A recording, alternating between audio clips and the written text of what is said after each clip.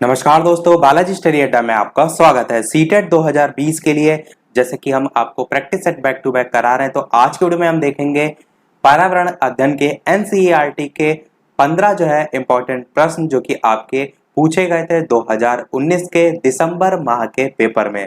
तो पिछला वाला यदि पेपर आपने दिया था तो आप यहाँ से रिवाइज कर सकते हैं। यदि आपने पेपर नहीं दिया था तो आप इन प्रश्नों को अवश्य देखिए कि किस प्रकार से प्रश्न पिछली बार जो है वो पूछे गए थे। आगामी यानी कि आने वाला जो सीटेट है उसके लिए इंपॉर्टेंट हो सकते हैं। तो चलिए शुरू करते हैं प्रश्न से। पहला प्रश्न कह रहा है कि निम्नलिखित में से कौन अंतरराष्ट्रीय ख्याति प्राप्त वेट लिफ्टर हैं? सुनीता विलियम्स, बछेंद्री पाल, सूर्यमणि या कर्णम मल्लेश्वरी। इस प्रकार से चार ऑप्शन है। इंग्लिश में प्रश्न है विच one of the following is a weight lifter of international fame. चार ऑप्शन है, आपको बताना है इन चारों में से कौन सा जो है वो सही होगा। सभी एनसीईआरटी का जो कोर्स है वो हम 6 वीडियो में ऑलरेडी करा चुके हैं। अलग से एक प्लेलिस्ट आपको मिल जाएगी। यदि आपको ना मिले तो वीडियो के डिस्क्रिप्शन लिंक में देख सकते हैं, वहां पर आपको मिल जाएगी। तो चलिए बात कर लेते हैं उत्तर की कौन सा सही होगा। तो आपका ऑप्शन नंबर 4 कर्णम मल्लेश्वरी जो है वो बिल्कुल सही हो जाएगा। ये जो है आपकी एक वेट लिफ्टर थी। रहती कहाँ थी, यानी कि रहने वाली कहाँ की थी, तो आपकी आंध्र प्रदेश की जो है वो रहने वाली थी। इनके पापा जो है वो एक व्यवसाय से आप कह सकते हैं डॉक्टर थे। इनके बारे में जो विशेषताएं हैं वो ध्यान रखिएगा कि 12 साल की थी ये, तभी से ये जो है वो वजन उठाने का जो अभ्यास है वो करना इन्होंने जो है वो प्रारंभ कर दिया था। और 130 किलो तक का जो वजन है वो एक बार में जो है ये उठा लेती हैं। ये भी इनकी विशेषताओं के संबंध में है। इसके साथ साथ भारत के बाहर इन्होंने कुल 29 मेडल जो है वो जीते हैं। ये भी ध्यान में रखिएगा। क्यों? क्योंकि प्रश्न आपसे किस प्रकार के सीटेट में पूछे जाते हैं कि लाइन टू लाइन पूछा जाएगा कि इनमें से कर्णम मल्लेश्वरी के संबंध में कौन सा कथन सही है या गलत है। इस टाइप के प्रश्न पूछे जाते हैं। चलिए देखते हैं अपना अगला प्रश्न दूसरा, कि नीचे दिए गए कौन सा एक समूह जो है वो जड़ों का है। पहला ऑप्शन कह रहा है चुकंदर, आलू, अदरक, गाजर, हल्दी, अदरक। दूसरा ऑप्शन, तीसरा ऑप्शन शकरकंदी, मूली, हल्दी। और चौथा कह रहा है गाजर, चुकंदर, मूली। इस तरफ इंग्लिश में प्रश्न है कि which one of the following is a group of roots. और चार ऑप्शन दे रखे हैं, आपको छांटना है option A B C D में से कौन सा जो है वो सही होगा। तो चलिए बात कर लेते हैं उत्तर की। आपने उत्तर अब तक अवश्य सोच लिया होगा, तो बिल्कुल आपका ऑप्शन नंबर 4 सही हो जाएगा, यानी कि गाजर यानी कि कैरेट, चुकंदर यानी कि बीटरूट और मूली यानी कि रेडिश। तो ये आपका ऑप्शन नंबर 4 जो है वो बिल्कुल सही हो जाएगा, जो कि आपका समूह जो है वो जड़ों का है। देखते हैं चलिए अपना अगला प्रश्न तीसरा। प्रश्न कह रहा है कि रेगिस्तानी ओक नाम का एक पेड़ है जो पाया जाता है आबू धाबी में, ऑस्ट्रेलिया में, राजस्थान के रेगिस्तानों में या संयुक्त अरब अमीरात के रेगिस्तानों में। प्रश्न आपका इंग्लिश में है कि desert oak is a tree which is found in. और इस प्रकार से चार ऑप्शन दे रखे हैं, आपको छांटना है इन चारों में से कौन सा जो है वो सही होगा। ऑप्शन ए, बी, सी या डी। चलिए बात कर लेते हैं उत्तर की। आपने अवश्य सोच लिया होगा, तो बिल्कुल यहाँ पर आपका ऑप्शन नंबर 2 ऑस्ट्रेलिया जो है वो सही हो जाएगा। देखिए यहाँ पर जो वर्ड लिखा है रेगिस्तानी, इसको देखकर यहाँ पर राजस्थान ना टिक कर दीजिएगा, क्योंकि आपने यही सुना है। आपका ऑप्शन नंबर 2 ऑस्ट्रेलिया बिल्कुल जो है वो सही हो जाएगा। चलिए बात करते हैं रेगिस्तानी ओक वृक्ष की सभी विशेषताओं के बारे में। तो आपका जो पेड़ है रेगिस्तानी ओक, जो कि ऑस्ट्रेलिया में आपको देखने को मिलता है, इसकी यदि ऊंचाई की बात करें जमीन के ऊपर, तो आपकी 10 फुट जो है ये पेड़ लंबाई यानी कि ऊंचाई में जो है वो होता है। यदि जड़ों की बात करें तो जड़ें आपको अवश्य इसकी ध्यान होना चाहिए, याद होना चाहिए कि 300 फुट गहरी तक इसकी जड़ें जो है वो जाती हैं। ये एक इसकी सबसे बड़ी विशेषता है। इसी 300 फुट गहराई के संबंध में एनसीईआरटी में एक लाइन लिखी हुई है कि यदि 30 पेड़ जो है वो लिटा दिए जाएं तो कम से कम इसकी जो जड़ें हैं उसके बराबर जो है इसकी लंबाई के जो है वो हो जाएगा। इसके साथ साथ जो इसकी जो जड़ें होती हैं, इसके जो तने होते हैं, इनमें पानी जो है वो इकट्ठा रहता है। और इस इलाके में पानी जो है वो ना होने पर तने के अंदर जो है वो पतला पाइप डालकर जो है वो पानी निकाल लेते हैं वहां के रहने वाले जो लोग हैं। चलिए बात करते हैं अब अपने अगले प्रश्न चौथे की, कि नेपेंथिस वह पौधा है जो शिकार करता है के विषय में नीचे दिए गए कथनों पर विचार कीजिए। प्रश्न जैसा आप देख रहे हैं सेम ऐसे ही पूछा जाता है, ऐसे लाइन टू लाइन आपके वहां पर ऑप्शन देखने को मिलेंगे। पहला कह रहा है कि यह पौधा ऑस्ट्रेलिया, इंडोनेशिया और भारत में मेघालय में पाया जाता है। इधर आप इंग्लिश में भी पढ़ सकते हैं कि consider the following statements about Nepenthes, a plant which hunts. दूसरा ऑप्शन देखते हैं, इसका आकार घड़े जैसा होता है और इसका जो मुंह है वो एक पत्ती से ढका होता है। तीसरा कह रहा है कि ये केवल छोटे कीड़े मकोड़े जो हैं उनको फंसाकर उनका शिकार कर सकता है। और चौथा कह रहा है कि ये छोटे कीड़े मकोड़े जो हैं उनको खींचने के लिए मोहक आवाज निकालता है, जो कि इसमें फंस जाते हैं और बाहर नहीं निकल पाते हैं। तो ये चार कथन है, इंग्लिश में भी आप पढ़ सकते हैं। इधर option A B C D करके दिए और आपसे पूछा गया इनमें से सही कथन जो है वो कौन सा होगा, केवल ए और बी, केवल ए और सी, केवल बी और डी, या ए बी सी तीनों। इस प्रकार से चार ऑप्शन है, आपको सोचना है, समझना है और निष्कर्ष पर पहुंचना है कि कौन सा सही होगा, ऑप्शन ए बी सी या डी। थोड़ा सा मैं समय आपको 5 सेकंड का एक्स्ट्रा दे रहा हूं क्योंकि इस प्रकार से लाइन टू लाइन है, थोड़ा सा समझने में आपको समय लग सकता है। तो चलिए बात कर लेते हैं उत्तर की कौन सा सही होगा। तो सबसे पहला वाला कथन आपका बिल्कुल सही लिखा है कि यह पौधा ऑस्ट्रेलिया, इंडोनेशिया और भारत में मेघालय में जो है वो पाया जाता है। इंग्लिश में भी आप पढ़ सकते हैं, this plant is found in Australia, Indonesia and Meghalaya in India. दूसरा वाला कथन भी बिल्कुल आपका सही है कि इसका आकार घड़े जैसा होता है और इसका मुंह जो है वो एक पत्ती से जो है वो ढका रहता है। इसको दूसरे तरीके से भी लिखा जा सकता है कि पत्ती का एक ढक्कन होता है।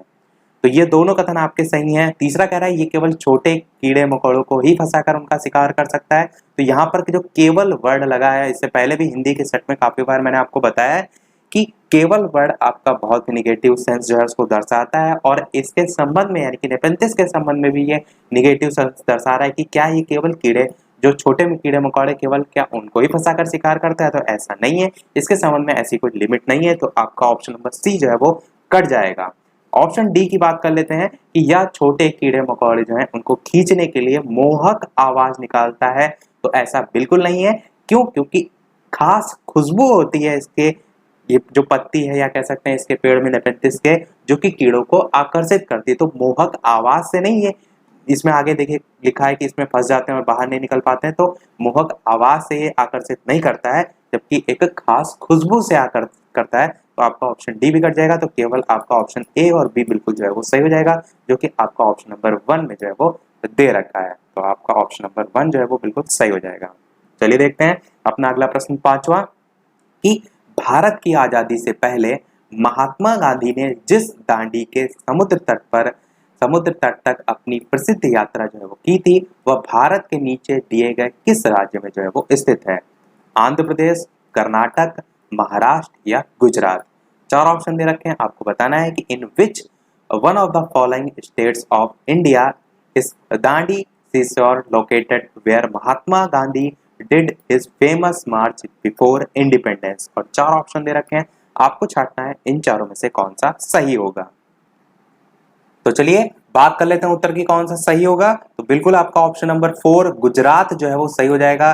भारत की आजादी से पहले जो महात्मा गांधी थे उन्होंने जिस दांडी के समुद्र तट तक अपनी प्रसिद्ध यात्रा की थी वो आपका गुजरात राज्य जो है वो बिल्कुल सही हो जाएगा। चलिए देखते हैं अपना अगला प्रश्न, छठा, कि उच्च ज्वर, तेज बुखार के साथ जो कपकपी है जिसका उपचार जो है वो सिनकोना पेड़ की छाल से किया जा सकता है, वो इनमें से कौन सा है? मियादी बुखार, मलेरिया, चिकनगुनिया या डेंगू। इंग्लिश में प्रश्न है कि high fever with fever which can be treated with the bark of cinchona tree is typhoid, malaria, chikungunya या डेंगू। इस प्रकार से चार ऑप्शन है, आपको छांटना है इन चारों में से कौन सा जो है वो सही होगा, ऑप्शन ए, बी, सी या डी। इसके अलावा वीडियो पसंद आ रहा हो, वीडियो में दी गई जानकारी पसंद आ रही हो तो वीडियो को लाइक भी अवश्य कर दीजिएगा, ताकि मुझे भी मोटिवेशन मिलता रहे। मैं आपके लिए इसी प्रकार अच्छे से अच्छे प्रश्न प्रैक्टिस कराता हूँ और आपका बहुत अच्छा सा पेपर हो और ज्यादा से ज्यादा आप अंक जो है वो अर्जित करें। तो चलिए बात कर लेते हैं उत्तर की कौन सा सही होगा। तो बिल्कुल यहाँ पर आपका ऑप्शन नंबर 2 मलेरिया जो है वो सही हो जाएगा। इसके साथ साथ यहाँ से एक प्रश्न आपके मैंने टॉप 50 क्वेश्चन कराए थे ईवीएस के, वहां पर कराया था। यदि वो आपने वीडियो नहीं देखा है तो वीडियो के डिस्क्रिप्शन में आपको लिंक मिल जाएगी, वहां पर मैंने एक प्रश्न कराया था, वो भी यहाँ से पूछा जा सकता है कि मलेरिया मच्छर के काटने से होता है, ये किसने बताया था? तो नाम ध्यान रखिएगा उनका, रोनाल्ड रॉस जो है उन्होंने बताया था। रोनाल्ड रॉस जो है उनको 1902 में चिकित्सा के क्षेत्र में नोबेल पुरस्कार भी जो है वो दिया गया था, ये भी ध्यान में रखिएगा। चलिए देखते हैं अपना अगला प्रश्न। अगला प्रश्न 7वां कह रहा है कि चेराओ नाच कहाँ के लोग करते हैं? झारखंड, मिजोरम, मणिपुर या Meghalaya. Cheraw is the dance form of the people of Jharkhand, Mizoram, Manipur या मेघालय। आपको छांटना है इन चारों में से कौन सा जो है वो सही होगा, ऑप्शन ए, बी, सी या डी। तो चलिए बात कर लेते हैं उत्तर की, कौन सा सही होगा। तो बिल्कुल आपका ऑप्शन नंबर 2 मिजोरम जो है वो सही हो जाएगा, यानी कि चेराओ नाच कहाँ के लोग करते हैं? तो मिजोरम के लोग जो है वो करते हैं। अच्छा, मिजोरम के संबंध में एक प्रश्न ये भी पूछा जा सकता है कि बांस के बर्तन जो है वो कहाँ आपको देखने को मिलते हैं? तो आप मिजोरम को टिक करेंगे कि मिजोरम में देखने को मिलते हैं। बांस के बर्तन पूछा जाए तो मिजोरम में, परंतु बांस नृत्य पूछ लिया जाए तब आप नागालैंड को जो है वो टिक करेंगे। बांस नृत्य पूछा जाए तो नागालैंड, और बांस के बर्तन यदि पूछा जाए तो मिजोरम आपका सही हो जाएगा। चलिए देखते हैं अपना अगला प्रश्न 8वां कि तमिलनाडु के निकटवर्ती राज्य इनमें से कौन से हैं? इसके लिए आपको मैप जो है वो मैंने इससे पहले ही बताया था, मैप से इस प्रकार से प्रश्न पूछे जाते हैं। तो 4 ऑप्शन दे रखे हैं, आंध्र प्रदेश, उड़ीसा, कर्नाटक, केरल, आंध्र प्रदेश, महाराष्ट्र, कर्नाटक, छत्तीसगढ़, केरल या आंध्र प्रदेश, केरल, कर्नाटक। और 4 ऑप्शन है, आपको छांटना है इन चारों में से कौन सा सही है। तमिलनाडु की स्थिति यदि आपको मैप में पता है तो आप इसे बिल्कुल भी गलत जो है वो नहीं करेंगे। 4 ऑप्शन है, छाटिए इन चारों में से कौन सा सही होगा। तो चलिए बात कर लेते हैं उत्तर की, कौन सा सही होगा। तो मैप के जरिए देखते हैं ताकि और आपको ज्यादा क्लियर हो। तो ये रहा आपका मैप। अब देखिए तमिलनाडु के निकटवर्ती राज्य पूछेगा तो तमिलनाडु आप देखिए कहां पर, यहाँ पर आपका तमिलनाडु है, इसके निकटवर्ती में इधर साइड में आपको ऑप्शन दिख रहे हैं। तो आपका आंध्र प्रदेश आप चेक कर सकते हैं, 2 ऑप्शन में है। तो ये तमिलनाडु है आपका और आंध्र प्रदेश जस्ट इसके बगल में है। इसको यहाँ पर सर्किल कर देते हैं ताकि आपको और ज्यादा स्पष्ट हो। ये आपका जो है वो आंध्र प्रदेश है, ये तमिलनाडु जिसके बारे में पूछा गया था। उड़ीसा पूछा गया है, उड़ीसा आपका यहाँ नहीं है। नीचे वाला ऑप्शन देखिए तो केरल आपका ये वाला चेक कर सकते हैं क्योंकि केरल जस्ट इसके बगल में यहाँ पर है। और कर्नाटक उसके बाद वाला और चेक कर लेते हैं। तो कर्नाटक आप देखिए इसी के जस्ट बगल में जो है यहाँ पर आप देख पा रहे हैं। तो यही आपका ऑप्शन नंबर डी बिल्कुल सही हो जाएगा, आंध्र प्रदेश, केरल और कर्नाटक। और पहला वाला ऑप्शन आपका क्यों कट हो जाएगा, आंध्र प्रदेश के बाद उड़ीसा, क्योंकि उड़ीसा आपका काफी दूर है। तो आपसे यहाँ पर तमिलनाडु जो है उसके निकटवर्ती राज्य पूछे गए थे। इसीलिए मैंने कहा कि मैप से एक प्रश्न आपका आता जरूर है। तो मैप को एकदम रट के जाइएगा कि कौन सा राज्य की स्थिति कहाँ पर है। नहीं भी आएगा तब भी आपको हेल्प करेगा अदर जो एग्जाम है उसमें भी। तो चलिए देखते हैं अब अपना अगला प्रश्न 9वां कि नीचे दिए गए जो सूची है उस पर विचार कीजिए। कछुआ, घड़ियाल, कौवा, बत्तख, मछली और इस सूची में से निम्न में से कौन सा दूसरों से भिन्न है? मछली, कौवा, घड़ियाल, कछुआ, इस प्रकार से 4 ऑप्शन दे रखे हैं। इस साइड इंग्लिश में आपका प्रश्न है कि कंसीडर द फॉलोइंग लिस्ट, इस प्रकार से लिस्ट है और नीचे लिखा है कि in this list which one of the following is different from the others. आपको छांटना है इन चारों में से कौन सा सही होगा। तो चलिए बात कर लेते हैं अब उत्तर की, कौन सा सही होगा। तो स्पष्ट रूप से आपको यहाँ पर दिख रहा है ऑप्शन नंबर 2 कौवा जो है वो अलग हो जाएगा। मछली, घड़ियाल, कछुआ ये सभी आपके जल से संबंधित है, आप कह सकते हैं ये आपका आकाश से संबंधित हो। इजी तरीके से आप इसमें डिफरेंस कर सकते हैं। देखते हैं अपना अगला प्रश्न 10वां कि एक तरफ आपको कॉलम 1 दे रखा है, दूसरी तरफ कॉलम 2 दे रखा है। कॉलम 1 में जो है वो आपको शहर और राज्य के नाम दे रखे हैं। यदि आपको वीडियो ना दिख रहा हो तो वीडियो को आप इस प्रकार से फोन को देखिएगा लैंडस्केप में तो आपको दिखेगा। और साइड में जो क्वालिटी इंक्रीज करने के लिए 3 डॉट ऑप्शन होते हैं, वहां से वीडियो की क्वालिटी जो है वो बढ़ा लीजिएगा।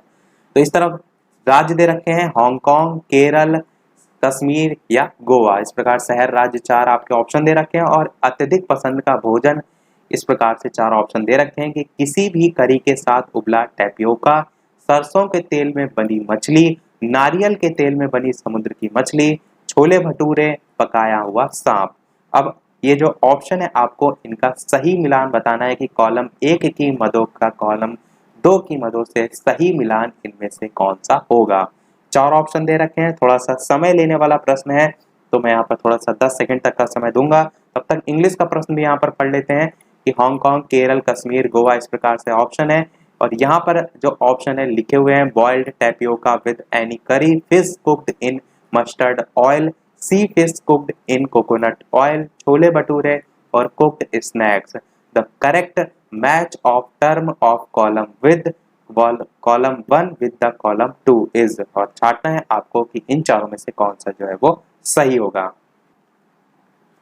तो चलिए बात कर लेते हैं उत्तर की। अब तक आपने सोच अवश्य लिया होगा, तो बिल्कुल यहाँ पर मिलान देख लेते हैं। सबसे पहले हांगकांग की बात करें तो हांगकांग में जो है आपका पकाया हुआ सांप, ये बिल्कुल सही हो जाएगा। यानी कि यहाँ पर जो सांप है वो खाया जाता है, जिसे हम लिंग हु फेन के नाम से जानते हैं, ये भी ध्यान में रखिएगा। केरल की बात करते हैं तो केरल आपका किसी भी करी के साथ उबला हुआ टैपियोका, ये वाला ऑप्शन बिल्कुल इससे मैच करेगा। तो यहाँ पर टैपियोका एक फल होता है जिसे बॉईल करके खाते हैं, तो यही आपका बिल्कुल यहाँ पर सही हो जाएगा। ऑप्शन सी बात करते हैं कश्मीर की, तो कश्मीर आपका किससे मैच करेगा? ऑप्शन नंबर 2 से, यानी कि सरसों के तेल में बनी हुई मछली। तो कश्मीर में सरसों के तेल में बनी मछली खाई जाती है। बचा आपका एक ऑप्शन गोवा, इसकी बात करें तो ये आपका ऑप्शन नंबर 3 से मैच करेगा, यानी कि नारियल के तेल में बनी समुद्र की जो मछली है वो आपका गोवा जो है वो सही हो जाएगा। दो यहाँ पर नाम नहीं लिखे हैं, एक आपका गुजरात नहीं लिखा है जहां पर ढोकला खाया जाता है, और एक आपका छत्तीसगढ़ नहीं लिखा है जहां पर लाल चीटी जो है उसकी चटनी खाई जाती है। तो ये दोनों यहाँ पर नहीं लिखे हैं, परंतु मेन जो लिखे हैं सारे वो आपको एकदम रटे होने चाहिए। ऑप्शन इसके अकॉर्डिंग कौन सा सही होगा? तो आपका ऑप्शन नंबर 2 ये जो है वो सही हो जाएगा, और इसके अकॉर्डिंग आप यहाँ पर मिलान भी जो है वो कर सकते हैं। चलिए देखते हैं अपना अगला प्रश्न 11 कि निम्नलिखित में से कौन सा पर्यावरण अध्ययन में सीखने का रचनात्मक आकलन का साधन जो है वो नहीं है। चार ऑप्शन दे रखे हैं आपके, पोर्टफोलियो, क्रम निर्धारण मापनी, वर्णन अभिलेख या वार्षिक उपलब्धि परीक्षण। इंग्लिश में प्रश्न पढ़िए, which of the following is not a tool for formative assessment of learning in EVS? Portfolio, rating scale, anecdotal records या एनुअल अचीवमेंट टेस्ट। आपको बताना है इन चारों में से कौन सा जो है वो सही होगा। तो चलिए बात कर लेते हैं उत्तर की कौन सा सही होगा। तो बिल्कुल यहाँ पर आपका ऑप्शन नंबर 4 वार्षिक उपलब्धि परीक्षण जो है वो सही हो जाएगा, जो कि आपका रचनात्मक आकलन का साधन जो है वो नहीं है। जबकि अन्य ऑप्शन एक बार देख लीजिए, पोर्टफोलियो, क्रम निर्धारण मापनी, वर्णन अभिलेख, ये तीनों ही आपके साधन के अंतर्गत आ जाएंगे। चलिए देखते हैं अपना अगला प्रश्न 12वां 11वां वाला प्रश्न आपका थोड़ा पेडागोजी सेक्शन के साथ साथ मिक्स भी था, परंतु थोड़ा बहुत एनसीईआरटी बेस्ड भी था, इसलिए मैंने आपको बता दिया। 12वां प्रश्न कह रहा है कि घरों के नीचे दिए गए विवरणों पर विचार कीजिए। पहला कथन कह रहा है कि राजस्थान में गांव के लोग मिट्टी के घरों, उनकी छतें जो है वो कटीली झाड़ियों की होती हैं, में रहते हैं। दूसरा कह रहा है कि मनाली हिमाचल प्रदेश में घर जो है वो बांस के खंभों पर बनाए जाते हैं। तीसरा कह रहा है कि लेह में पत्थर के 2 मंजिल घर बनाए जाते हैं, नीचे की मंजिल पर जरूरत का सामान और जानवर को रखते हैं। आपको बताना है इनमें से सही कथन कौन सा होगा। इंग्लिश में प्रश्न भी आप पढ़ सकते हैं, consider the following description of house, और ऑप्शन ए बी सी करके यहाँ पर 3 ऑप्शन दे रखे हैं, और नीचे आपको बताना है the correct statement is are. नीचे ऑप्शन है ए और बी, बी और सी, ए और सी या केवल सी, और आपको छांटना है इन चारों में से कौन सा जो है वो सही होगा। तो चलिए बात कर लेते हैं कौन सा इसमें कथन सही है। तो आपका पहला वाला बिल्कुल सही है कि राजस्थान में गांव के लोग मिट्टी के घरों के होते हैं और उनकी जो छतें हैं वो कटीली झाड़ियों की होती हैं, इसमें रहते हैं। दूसरा वाला कथन आपका मनाली हिमाचल प्रदेश में घर बांसों के खंभों पर बनाए जाते हैं, गलत है। क्यों? क्योंकि जो मनाली है वहां पर पहाड़ी इलाका है, जहां पर आप कह सकते हैं बर्फ भी होती है, बारिश भी होती है, तो वहां पर जो मकान होते हैं वो आपके पत्थर या लकड़ी के आपको देखने को मिलते हैं। उनके जो घर होते हैं, बांस के जो खंभे होते हैं, उन पर जो है वो बनाए जाते हैं, ऐसा जो है वो बिल्कुल नहीं है। जहां पर बहुत ज्यादा बारिश होती है, जैसे कि आपका असम का मोलन गांव एक है जगह, वहां पर ये जो विशेषता आपकी ऑप्शन नंबर बी में लिखी है कि घर बांस के खंभों पर बनाए जाते हैं, वहां के संबंध में यदि पूछा जाए तो ध्यान रखिएगा वहां पर ये विशेषता आपको देखने को मिलेगी। परंतु आपका नीचे जो लिखा है कि मनाली के संबंध में, तो आपका यहाँ पर गलत हो जाएगा। ऑप्शन सी कह रहा है लेह में पत्थर के 2 मंजिल घर बनाए जाते हैं, बिल्कुल सही है। नीचे की मंजिल पर जरूरत का सामान और जानवर को रखते हैं, ये भी आपका बिल्कुल सही है, यानी कि ऑप्शन ए और सी बिल्कुल सही है, जो कि आपका ऑप्शन नंबर 3 में यहाँ पर दे रखा है, यही जो है आपका बिल्कुल सही हो जाएगा। चलिए देख लेते हैं अपना अगला प्रश्न 13। प्रश्न कह रहा है कि हाथियों के विषय में नीचे दिए गए कथनों पर विचार कीजिए। पहला कथन कह रहा है कि हाथी बहुत कम आराम करते हैं, ये एक दिन में केवल 2 से 4 घंटे ही सोते हैं। दूसरा कह रहा है कि एक बड़ा हाथी एक दिन में 200 किलो से अधिक पत्तियां और झाड़ियां खा लेता है। तीसरा कह रहा है कि इन्हें पानी और कीचड़ में खेलना बहुत भाता है, इससे इनके शरीर को ठंडक मिलती है। और चौथा कह रहा है कि किसी हाथियों के झुंड में सबसे बुजुर्ग हथनी ही सभी फैसले लेती है। और नीचे आपसे पूछा गया कि इनमें से सही कथन जो है वो कौन सा होगा। इस तरफ भी आप इंग्लिश में पढ़ सकते हैं, consider the following statements about elephants. और 4 ऑप्शन दे रखे हैं, आपको बताना है option A B C D में से जो है वो कौन सा जो है वो सही होगा। इसी प्रकार के आपको प्रश्न देखने को मिलते हैं, काफी जगह आपको ये देखने को मिलता है कि सीधे सीधे एक लाइन बताई जाती है कि 2 से 4 घंटे सो रहा है, तो प्रश्न उस तरह से ना पूछकर इस तरह से जो है वो पूछा जाता है, इसलिए आपको जो डाटा है वो याद भी होना जरूरी है। तो चलिए बात कर लेते हैं अब कथनों की कौन कौन से सही है। तो बिल्कुल पहला वाला कथन की बात करें कि हाथी बहुत कम आराम करते हैं, एक दिन में केवल 2 से 4 घंटे सोते हैं, बिल्कुल सही है। दूसरा कह रहा है कि एक बड़ा हाथी एक दिन में 200 किलो से अधिक पत्तियां और झाड़ियां खा लेता है, ये आपका गलत हो जाएगा। क्यों? क्योंकि हाथी जो है उसके संबंध में 100 किलो ध्यान में रखिएगा, इससे पहले मैं बता भी चुका हूँ कि 100 किलो तक जो पत्तियां और जो झाड़ियां हैं वो खा लेता है। तो आपका ऑप्शन बी कट जाएगा। सी कह रहा है कि इन्हें पानी और कीचड़ में खेलना बहुत भाता है, इससे इनके शरीर को ठंडक मिलती है, बिल्कुल सही है, मैंने बताया था। किसी हाथी जो है उसके झुंड में सबसे बुजुर्ग हथिनी ही सभी फैसले लेती है, ये भी आपका बिल्कुल सही है, ये भी मैंने जो है आपको बताया था। तो आपका ऑप्शन नंबर यहाँ पर बी कट जाएगा, यानी कि ए सी डी वाला ऑप्शन देख लीजिए। तो ए सी डी ये आपका ऑप्शन नंबर 3 में दे रखा है, यही जो है वो बिल्कुल सही हो जाएगा। कुछ कथन यहाँ पर हाथी के संबंध में नहीं लिखे हैं, जैसे कि केला जो है हाथी को बहुत पसंद होता है, ये भी आपको यहाँ पर स्टेटमेंट में लिखा देखने को मिल सकता है। हथनी के संबंध में लिखा है सबसे बुजुर्ग हथनी जो है वो सभी फैसले लेती है। इसी को दूसरे तरीके से भी लिखा पूछा जा सकता है कि जो झुंड की नेता होती है वो आपकी हथनी होती है, और जो हाथी होता है वो 14 से 15 साल तक इसी झुंड में जो है वो रहता है। और 3 महीने के हाथी के बच्चे का जो वजन होता है वो 200 किलो होता है, क्योंकि इस प्रकार के डाटा से संबंधित प्रश्न आपके काफी पूछे जाते हैं। चलिए देखते हैं अपना अगला और लास्ट प्रश्न 14। और एक प्रश्न हम आपसे भी पूछेंगे आगे, जैसे कि सभी वीडियो में हम आपसे एक ना एक प्रश्न पूछते हैं। प्रश्न क्या है आपका? निम्नलिखित में से कौन सा पर्यावरण अध्ययन पाठ्यक्रम के सुझावित प्रकरण जो है उनका एक उप प्रकरण आपसे पूछा गया है। Which of the following is a sub-theme under the theme suggested in the EVS syllabus? 4 option है, परिवार और मित्र, भोजन, जानवर, हम चीजें कैसे बनाते हैं। आपको छांटना है इन चारों में से कौन सा जो है वो सही होगा। और इसके अलावा वीडियो अभी तक आपने लाइक ना किया हो तो इतनी सारी इंफॉर्मेशन हम आपको प्रोवाइड करा रहे हैं, तो एक लाइक तो आपका बनता ही है। और वीडियो को ज़्यादा से ज़्यादा लाइक और शेयर कीजिए, ताकि और जो प्रीवियस ईयर के सेट हैं वो भी हम आपको इस प्रकार करा सकें, ताकि आप प्रश्नों का एक पैटर्न और अच्छे से समझ सकें। और इसके साथ साथ चैनल पर नए हो तो सब्सक्राइब भी अवश्य कीजिएगा। और टेलीग्राम चैनल से यदि आप अभी तक ऐड नहीं हैं तो वीडियो के डिस्क्रिप्शन लिंक में आपको लिंक मिल जाएगी, और डायरेक्ट भी बालाजी स्टडी अड्डा सर्च करके आप ज्वाइन हो सकते हैं। बात कर लेते हैं उत्तर की कौन सा सही होगा। तो आपका ऑप्शन नंबर 3 जानवर बिल्कुल जो है वो सही हो जाएगा, जो कि आपका एक उप प्रकरण में आता है, यानी कि सब थीम में जो है वो आता है। चलिए देख लेते हैं वो प्रश्न, जैसे कि सभी वीडियो में हम आपसे एक ना एक प्रश्न पूछते हैं। तो इस वीडियो का आपके लिए प्रश्न ये है कि नीचे दिए गए पक्षियों की कौन सी प्रजाति झटके से अपनी गर्दन आगे पीछे करती है। उल्लू, कौवा, बसंत गौरी या मैना। 4 ऑप्शन दे रखे हैं, आपको बताना है इन चारों में से कौन सा होगा। Which one of the following birds species moves its neck back and forth with a jerk. Owl, crow, barbet या मैना। इस प्रकार से 4 ऑप्शन दे रखे हैं, आपको बताना है इन चारों में से कौन सा सही होगा। मैना को इंग्लिश में भी मैना ही लिखा है, ये कंफ्यूज ना होइएगा। तो ऑप्शन 1 2 3 4 इस टाइप से आप बता सकते हैं 15 का कौन सा जो है वो सही होगा। तो सभी लोग ट्राई अवश्य कीजिए। इसी के साथ हमारे आज का पार्ट समाप्त होता है। कुल आप कितने प्रश्न इन 15 प्रश्नों में कर पाए, अपना भी स्कोर वीडियो के मेन कमेंट में अवश्य बताइएगा, मुझे भी पता चले। यदि 2019 का ये दिसंबर माह का पेपर आप देते हैं तो एनसीईआरटी के जो प्रश्न हैं 15, उनमें से आप कितने कर पाते हैं, तो अपना स्कोर अवश्य बताइएगा। तो इसी के साथ हमारे आज का पार्ट समाप्त होता है। आज को में इतना ही। वीडियो पसंद आया हो तो लाइक अवश्य कीजिएगा, नए हैं चैनल पर तो सब्सक्राइब जरूर कीजिएगा। चलिए मिलते हैं अगले वीडियो में नए टॉपिक के साथ, तब तक के लिए नमस्कार। Thank you for watching.